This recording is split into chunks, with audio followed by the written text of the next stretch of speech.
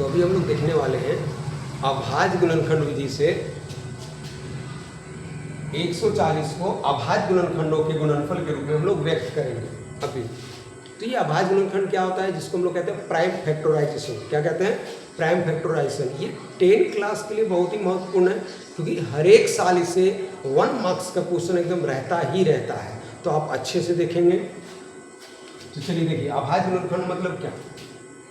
सबसे पहले हम लोग पहला नंबर जैसे 140 है ना, तो इस 140 को हम लोग सबसे पहले अभाज्य गुणनखंड विधि से लिखेंगे। कैसे लिखना है? सबसे पहले 140 को आप तोड़िए, है ना। किस टेबल से लगेगा? 2 से, 7 बार में, यानी 70 बार में। 2 7 जा 14 और 0 का 0। फिर 2 से चलेगा 35 टाइम्स में। फिर ये 5 से चलेगा 7 बार में। फिर 7 चलेगा 7 बार, ये 1 बार में। ये कंप्लीट हो गया, 1 आ गया, यानी हमारा प्रोसेस समाप्त हो गया। तो इसलिए आप लिख सकते हैं, कि 140 का अभाज्य गुणनखंड, 140 का अभाज्य गुणनखंड बराबर हम क्या लिख लेंगे? कितना आया? 2 × 2 × 5 × 7, है ना। 2 2 जा 4, 4 5 जा 20, 27 जा 140। तो हमारे पास कितना आ गया? अब इसको हम अभाज्य गुणनखंडों के गुणनफल के रूप में लिखेंगे। तो कैसे? 2 बार आया तो 2 पर पावर 2 लिखेंगे, × 5 × 7। ये हो गया आपका आंसर, जो कि बहुत ही कम समय में आप इसको बना सकते हैं। बस ये तोड़ना है, अभाज्य गुणनखंड के रूप में तोड़ना है और फिर इसको बिठा देना है। जो जितने बार आएगा, जैसे 2 बार आया तो पावर 2 दे दिए। अगर हमें 5 भी 3 बार आया था तो 5 पर पावर 3 देते हैं। तो 5 एक बार आया तो 1 ही रहेगा, 7 एक बार आया तो 2, यानी पावर 1 डाल सकते हैं। अगर नहीं भी डालते तो कोई दिक्कत नहीं है, लेकिन जो जितने बार आएगा 2 बार 3 बार, उस पर पावर 2 3 देना है। ठीक है। तो इस तरह से आप इस क्वेश्चन को सॉल्व कर सकते हैं। एग्जाम में उतना बड़ा तो नहीं, लेकिन शॉर्ट छोटा देगा आपको बनाने के लिए, और इजी से आप 1 मार्क्स गेन कर सकते हैं। तो वीडियो देखने के लिए हमारे चैनल पर जाएं, जीनियस गाइड पॉइंट, है ना,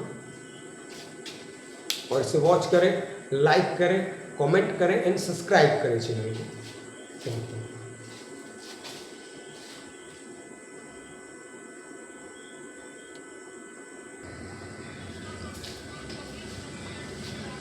तो हम लोग यहाँ पे देखने वाले हैं एचसीएफ और एलसीएम कैसे फाइंड करेंगे। ये क्लास 10 के लिए है, जो कि बहुत महत्वपूर्ण है।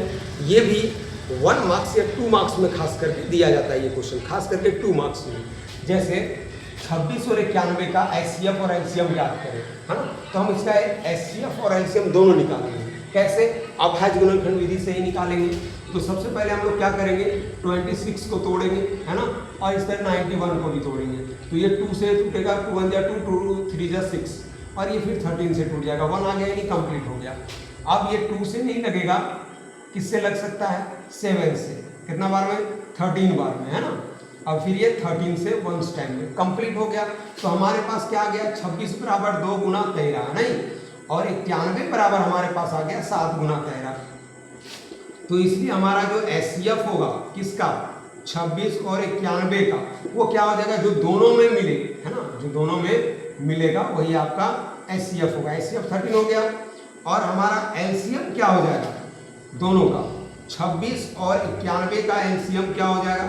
तो देखिए, जो मिला उसको एक लेना है, जो नहीं मिला वो टोटल लेना है। तो 2 और 7 हमारे पास है, और इधर 13 है ना। तो हमारे पास एलसीएम कितना हो जाएगा? 2 7 14, 14 को 13 से गुना करेंगे, 13 चौका 52, बाकी में 5, 13 कम 13 5 18, 182। ये आपका आंसर हो गया। तो इस तरह से आप एचसीएफ और एलसीएम निकाल सकते हैं, और आप 2 मार्क्स गेन कर सकते हैं क्लास 10 में, है ना, जो कि एकदम फाइनल में रहता ही रहता है। एचसीएफ का फुल फॉर्म होता है हाईएस्ट कॉमन फैक्टर, और एलसीएम का होता है लोवेस्ट कॉमन मल्टीपल, है ना। तो ये आप गेन कर सकते हैं 2 मार्क्स।